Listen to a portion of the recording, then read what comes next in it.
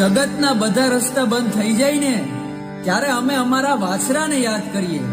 એને ફરિયાદ કરીએ કે રાણા હવે તું અમારી વારે આવજે, કારણ કે અમારે તારો આધાર છે બાપ. કિશન ચારણ લખે છે, એમ પુરુષાર્થ કરીએ પ્રબળ,